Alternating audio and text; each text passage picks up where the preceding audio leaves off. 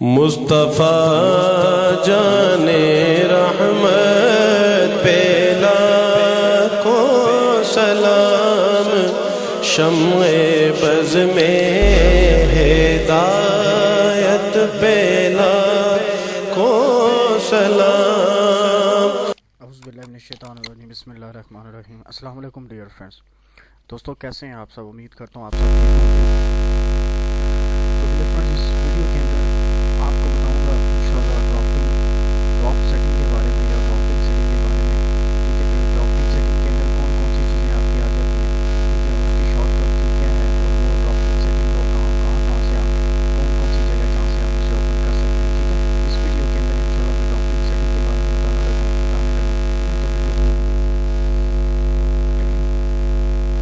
सबसे पहले मैं आपको बता दूँ ड्राफ्टिंग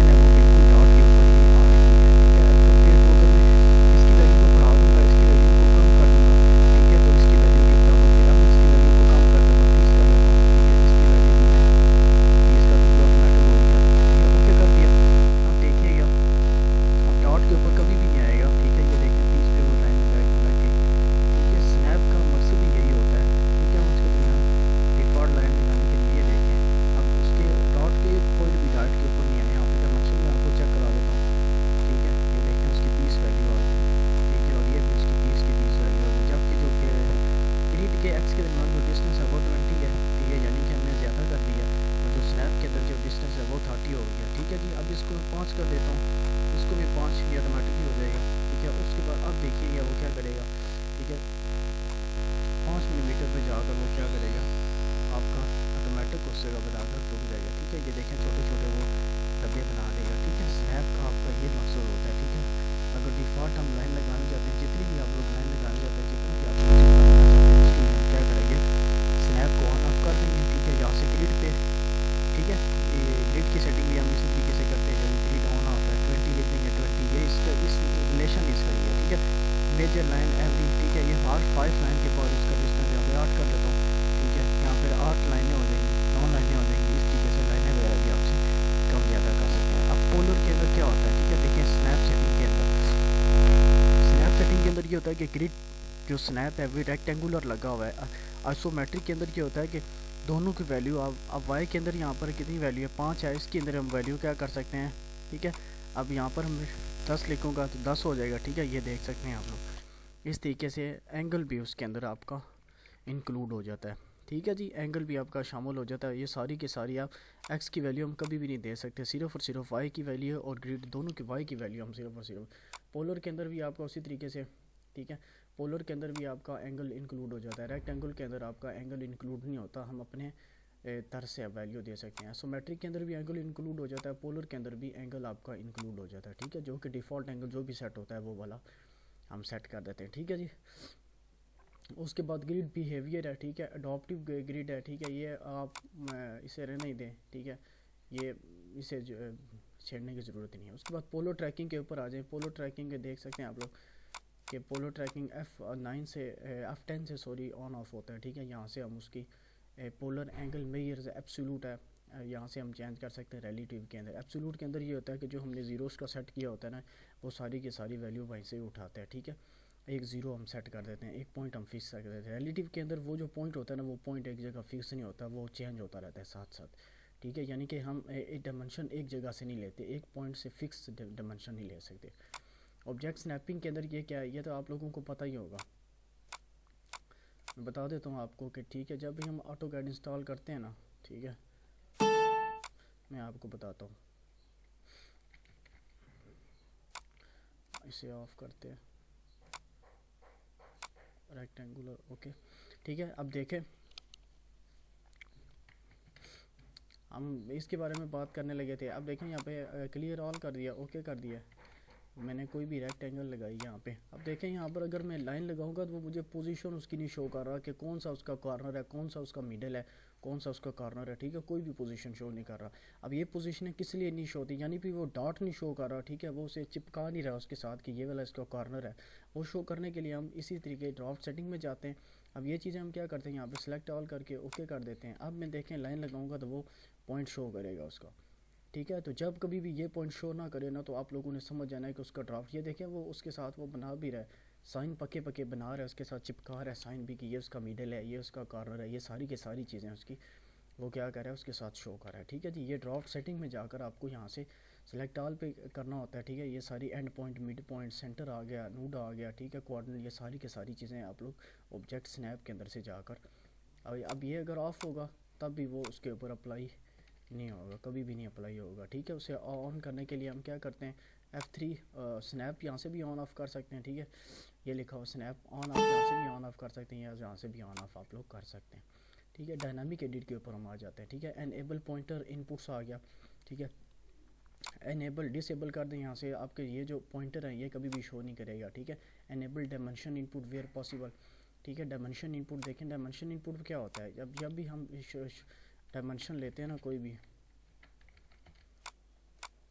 डायमेंशन, जब भी मैंने लाइन की डायमेंशन लगाई ना, ठीक है, तो यहाँ पर डायमेंशन हमें शो कर रहा है। ठीक है जी, एक ही डायमेंशन शो कर रहा है जो कि एक्स के साथ शो कर रहा है। ठीक है, उसके लिए हम यहाँ से उसकी सेटिंग पे जाते हैं, डायनामिक पे, यहाँ पर जाके देखें ये लिखा visibility when grip stretching only show only one dimension input field at a time. ठीक है, only 2 dimension input field at a time. ठीक है, यहाँ पे शो दी फॉलोइंग डायमेंशन, यहाँ से भी आप लोग सेलेक्ट कर सकते हैं कि कौन कौन सी वैल्यूज़ को वो हर वक्त शो करे। ठीक है जी, अब देखें यहाँ पर सारी की सारी वैल्यू आपसे वो यहाँ पर वो शो करेगा। ठीक है, सारी की सारी वैल्यू, एंगल भी देगा आपको, एक एक चीज़ के बारे में आपको वो यहाँ पर शो करेगा, जिससे आपके काम करने में आसानी हो जाती है। ठीक है जी, यहाँ से आप लोग चेंजिंग भी उससे कर सकते हैं। ठीक है जी, उसके बाद ये सेटिंग, इसकी सेटिंग तो मैंने आपको बता दी है। ठीक है, फॉर्मेट पोलर फॉर्मेट रखना है, इससे कार्टेशियन फॉर्मेट रखना है। ठीक है, एब्सोल्यूट का मैंने आपको बता दिया कि वो उसकी डायमेंशन जो होती है ना वो एक ही पॉइंट से लेता है फिर। ठीक है, उसके बाद शो कोऑर्डिनेट्स टूल टिप्स आ गई है, यहाँ से कोई भी आप अपनी मर्ज़ी के मुताबिक सेट कर सकते हैं। ठीक है, उसके बाद डायनामिक इनपुट के ऊपर आ जाए। ठीक है, ड्राफ्टिंग टूल अपीयरेंस के ऊपर आ जाए। ठीक है, अब ये क्या चीज़ होती है देखें, अब जब भी मैं यहाँ पे लेता हूँ ना वैल्यू कोई भी, ठीक है, ये आपको दो वैल्यू नज़र आ रही हैं जो कि एक मुतवातर के साथ बढ़ती हैं। ठीक है, एक्स की। अब इसके साइज़ को हम कम ज़्यादा कैसे करते हैं देखें। अब ड्राफ्टिंग टूल टिप से आगे, ठीक है, यहाँ से उसका कलर भी आप चेंज कर सकते हैं। वाइट है तो वाइट रख लें। ठीक है, ये देख सकते हैं आप लोग, मैं आपको चेंज करके भी दिखा देता हूँ। ठीक है, अब मैं सेलेक्ट करूँगा, देखें ये उसका कलर भी चेंज हो गया। ठीक है जी, ये उसका कलर भी चेंज हो गया। फिर दोबारा मैं DS पे चला जाता हूँ। ठीक है, उसके बाद यहाँ से कलर को मैं वाइट कर देता हूँ। इस तरीके से कलर चेंज कर सकते हैं। यहाँ से आप उसका साइज़ जो है ना वो कम ज़्यादा कर सकते हैं। अब देखें ये बिल्कुल माइनर साइज़ हो गया उसका। ठीक है जी, यहाँ से आप उसका साइज़ ये फुल बड़ा हो गया। यहाँ से ट्रांसपेरेंसी को भी आप लोग कम ज़्यादा कर सकते हैं कि कितना आप लोग उसे देखना चाहते हैं। ठीक है, ये देखें आप, अब आपको नज़र ही नहीं आ रहा होगा, बिल्कुल ट्रांसपेरेंसी है ना जो उसकी देखने की क़ुव्वत है बिल्कुल कम हो गया, हम उसे देख नहीं सकते। यहाँ पे कम कर दिया। अब देखें ये हमें एक तिलचे के साथ नज़र आएगा दोनों की दोनों वैल्यू। ठीक है जी, ये हम यहाँ पे ड्राफ्टिंग सेटिंग पे जाके ये ड्राफ्ट की सेटिंग सारी की सारी करते हैं।